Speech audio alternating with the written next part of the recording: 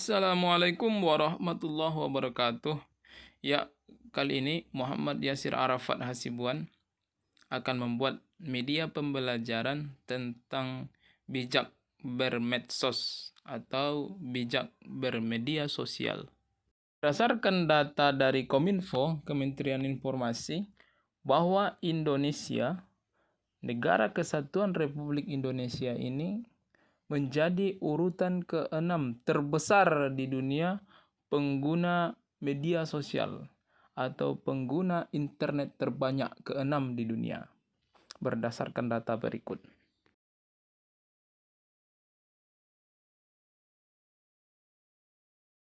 Menurut data Kominfo, pengguna internet di Indonesia capai 175,5 juta jiwa. Pengguna media sosial atau internet dari jumlah populasi sebanyak 268.583.016 penduduk di Indonesia. Begitu fantastis. Nah, berdasarkan hal itu, maka ketika kita bermedia sosial, kita bergunakan secara bijak, secara baik, tidak menyebarkan yang dapat merugikan diri sendiri dan orang lain. Karena ketika menggunakan media sosial, ada undang-undang ITE yang mengatur tentang penggunaan media sosial yang kita gunakan. Jangan sampai hal-hal buruk dapat terjadi pada diri kita, seperti kasus-kasus berikut ini.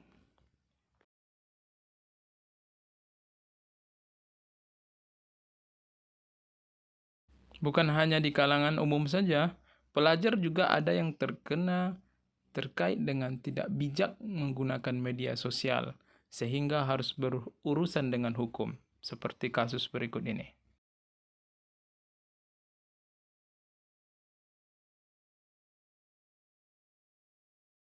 Dulu kita mengenal pepatah, mulutmu adalah harimaumu. Mungkin sekarang bisa juga kita mengatakan, jarimu adalah harimaumu. Maka agar kita terhindar dari delik hukum yang dapat merugikan diri kita, maka ada beberapa hal yang mesti kita lakukan supaya kita aman bermedia sosial. Maka dari itu, simak penjelasan berikut ini. Oke, yang pertama adalah tidak share info pribadi. Jadi, berhati-hatilah dalam membagikan info pribadi. Sebaiknya kamu menahan diri untuk share informasi seperti alamat rumah, nomor ponsel, nomor rekening, nik, dan kegiatan rutin dan sebagainya yang sangat pribadi. Jangan sampai informasi penting itu disalahgunakan oleh orang yang tidak bertanggung jawab melalui media sosial. Yang kedua adalah jaga inner circle. Jadi periksa lagi siapa followers atau teman kita di media sosial. Sebaiknya jangan menerima permintaan pertemanan dari orang yang tidak begitu kita kenal.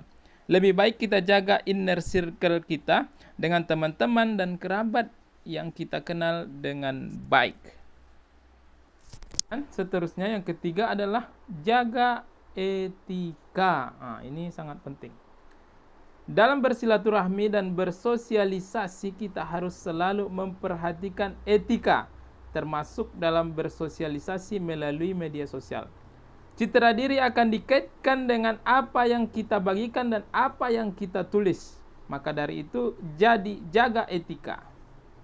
Yang keempat adalah no sara, no hoax. Nah, ini yang sering terjadi. Pastikan konten yang kita bagikan di media sosial tidak mengandung unsur sara dan hoax. Sara adalah pandangan dan tindakan yang dilakukan berdasarkan sentimen atas identitas spesifik yang meliputi suku, agama, ras, dan antar golongan. Sara hoax adalah berita palsu atau bohong. Kemudian yang kelima adalah cantumkan sumber konten. Jangan lupa untuk selalu mencantumkan sumber konten yang kita bagikan apabila itu hasil karya orang lain. Karena kalau tidak, kita bisa dituduh plagiat atau mencuri konten orang lain. maka harus kita sebutkan sumber aslinya. Kemudian seterusnya yang keenam adalah sarana pengembangan potensi diri. Jadi media sosial ini sebagai sarana untuk mengembangkan potensi diri. Kita dapat membagikan hasil karya kita, ilmu kita, pandangan kita terhadap suatu hal, dan banyak lain. Makanya kita pergunakan sepositif mungkin. Jadi kita juga bisa menimba ilmu melalui medsos dengan mengikuti kelas online, maupun memfollow akun yang dapat membawa dampak positif bagi pengembangan potensi diri kita. Kemudian yang terakhir, nomor 7, link building, membangun jaringan. Atau kita membuka relasi sebanyak mungkin untuk mendapatkan informasi yang bermanfaat, yang positif, yang kita peroleh ketika menggunakan media sosial. Baik itu Facebook, Instagram, YouTube, dan media sosial lainnya. Dan hal yang paling penting adalah bijaklah bermedia sosial.